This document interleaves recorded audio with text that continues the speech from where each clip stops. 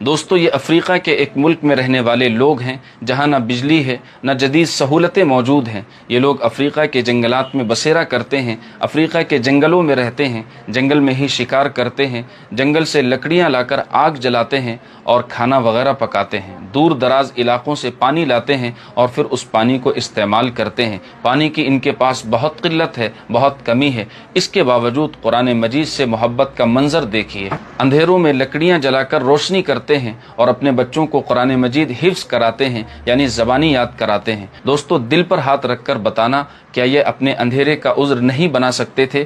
کیا یہ سہولیات نہ ہونے کا عذر بنا کر قرآن کریم سے جان نہیں چھڑا سکتے تھے؟ مگر نہیں، انہوں نے کوشش کی، محنت کی، مشقت اٹھائی، مگر اپنے بچوں کو قرآن پاک پڑھایا، اور صرف پڑھایا نہیں بلکہ قرآن کی محبت اپنی نسلوں کے دلوں میں پیدا کر دی۔ اور ہمارا حال کیا ہے کہ ہمارے بچوں کے پاس موبائل ہے اور ہمارے بچوں کے دلوں میں ناچنے اور گانے والوں کی محبت ہے۔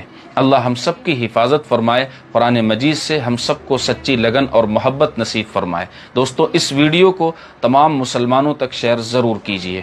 قال إني عبد الله آتاني الكتاب وجعلني نبيا وجعلني مباركا أينما كنت